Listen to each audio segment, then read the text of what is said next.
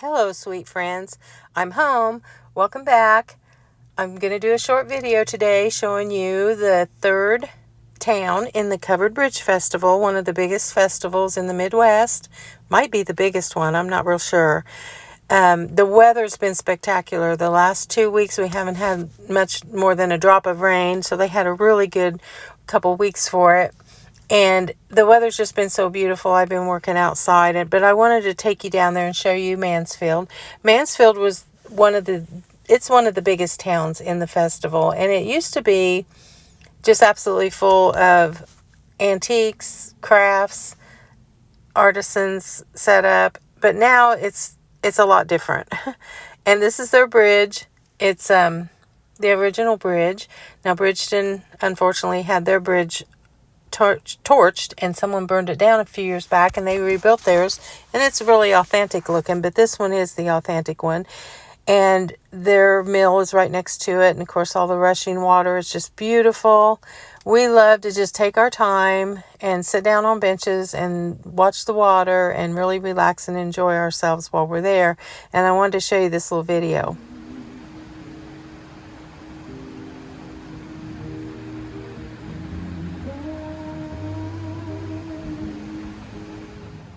I tend to gravitate towards the antiques and collectibles and the primitive stuff. My husband likes to look at sunglasses, hats, belts, things like that. But they had little fudge shops, you can imagine. Everything you can imagine from a festival, they had it. But Mansfield used to be the hot spot to go to, and it's just not the same anymore. I would still suggest you go there. There are some really good spots, but it's not like it used to be. They have a lot of those tents where there's a lot of boxes under the tents, and they have a lot of cheap stuff and things like that. Now, we always enjoy walking down the real steep hills and going across the bridge. The bridge is beautiful. It's got the most beautiful wood, and it's just beautiful. I think we've driven over there when the festival's not going on and looked at all the little buildings, and this is looking out the window of the bridge, and it's just really pretty, and we enjoy it. We went for probably 30 years. And when I was a little girl, I would have been all over these hats. I heard a lady say, "Oh, how tacky," because they had little rhinestones on them, and they were cheap. But when I was a kid, I liked bling, and I like bling now. I think I would have worn these when I was a kid. And then they had a couple of those booths that sell the dupe cologne. And I always look for a dupe for Cinnabar because I love Cinnabar in the fall and winter. And they've changed their formula a little bit. And it's not exactly like it used to be. And if you try to buy the old Cinnabar that's from the 80s and 90s off of eBay or something, they're so expensive. Well, I found a dupe for Red Door, which I've worn for years too. And it smells just like it. And it was like $5. So I was tickled. But no Cinnabar. And when Marcus was little, he liked country music. He was George Strait, Kenny Chesney, Alan Jackson. He liked them all, and he could sing all their songs.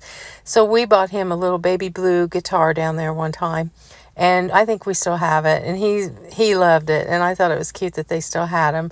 And, of course, they had a lot of sunglasses. There was a lady there last year who had some really nice ones for like $6, and I bought one pair, and those were the best sunglasses I've ever had. And just about 2 weeks before the festival, I broke them myself. They wouldn't have broke if I hadn't done it. And I went back and she wasn't there, and I couldn't find another pair like them anywhere else, but they were good sunglasses. And of course the food, I finally found some corn dogs. I did have a corn dog, and pumpkin everything. They had everything: pumpkin pie, muffins, cookies, butter, anything you can make with pumpkin, they had it. And then this guy had honey and apple butter and pumpkin butter and all the good stuff.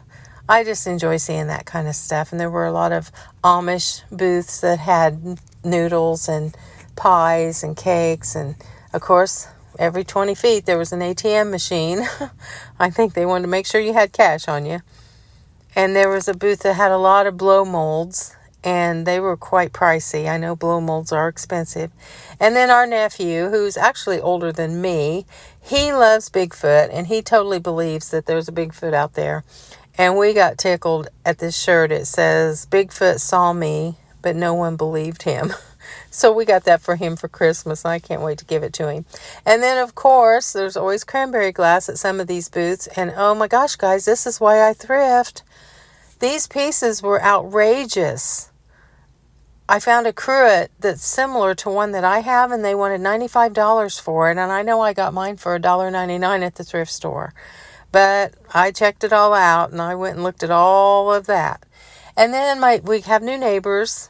Our neighbors built a house and next door to us.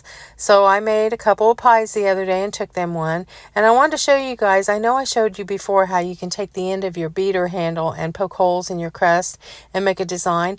Well, you can also, when you take that big crimped piece, you can take that crimped piece and pull it down towards the outside of the pie plate, and it will make like a lacy design.